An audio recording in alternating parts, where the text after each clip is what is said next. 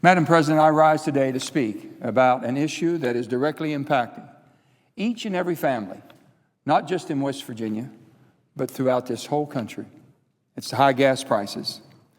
The truth is that in states all across this nation, and particularly in West Virginia, countless families have to drive to survive. And for these families, a jump in the gas price isn't just an inconvenience or an annoyance.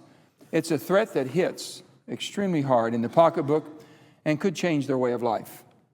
But as every American knows, the cycle of high gas prices is not a new phenomenon with any of us.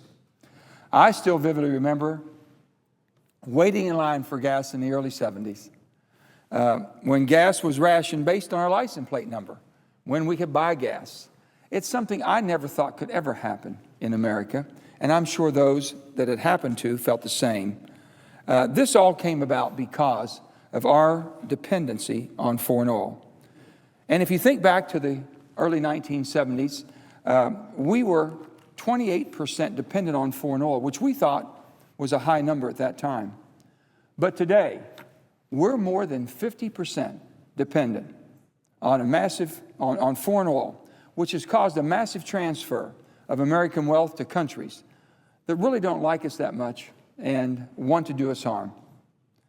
We've seen this bad movie time and again, and yet somehow it seems that Washington keeps thinking that there's going to be a different outcome or a different ending.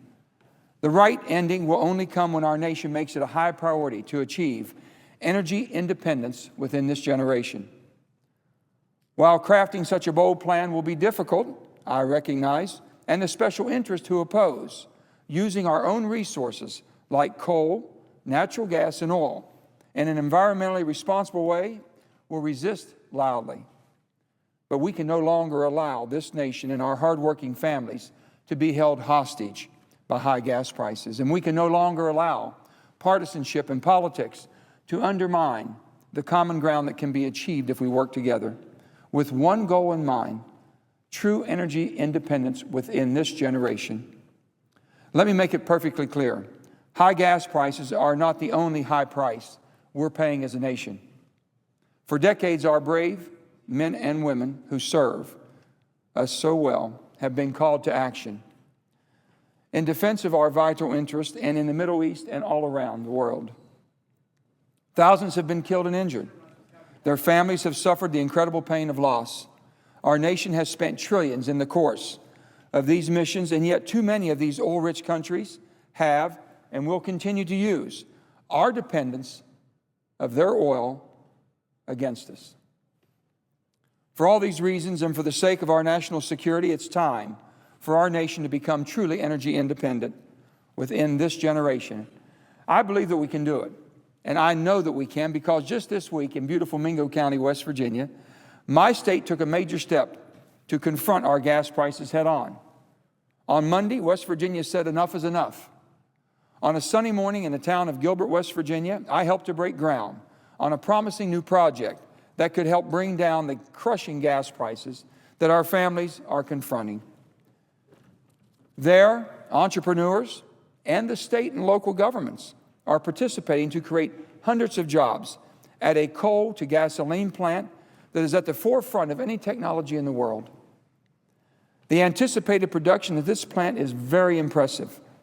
It is projected to convert 7,500 tons of coal, West Virginia coal, into 756 gallons of premium gasoline each and every day, which can be used to run our cars and our trucks and even some of our military equipment. Over a 4-year construction period, it's estimated that 3,000 skilled trade workers in America will be employed. And when the plant is finished, it is expected to create 300 direct jobs and hundreds of more ancillary jobs in the community. In West Virginia and Mingo County, the government is acting as our partner and as a good partner, not an obstacle.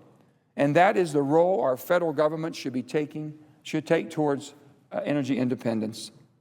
This is exactly the kind of project that the federal government should work with us to make sure it succeeds.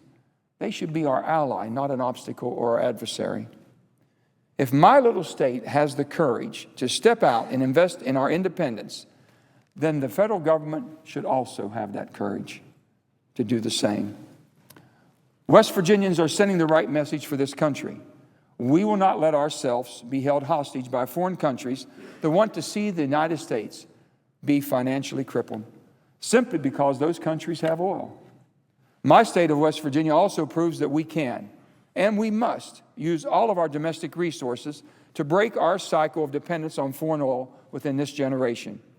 And it doesn't matter whether your state has oil, coal, natural gas, geothermal, nuclear, biomass, wind, solar, or hydro, because we have to harness all of the tremendous resources right here in America.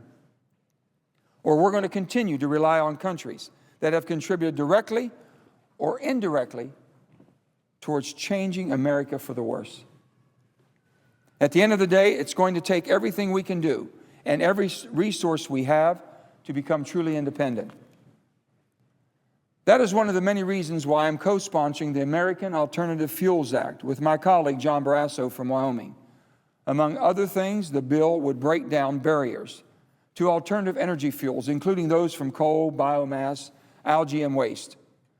There are other smart, targeted actions we can take in the short term to help reduce the price of gas for our families. I've signed on to an important piece of bipartisan legislation sponsored by my friend Senator Herb Kohl from Wisconsin. It's the No Oil Producing and Exporting Cartels Act, better known as NOPEC. This bill would finally allow the Department of Justice to go after foreign countries, such as the members of OPEC, for antitrust violations because of their price-fixing behavior. The other major issue we must address now is speculators in oil company subsidies. There's no lack of oil on the market. This is not a supply issue.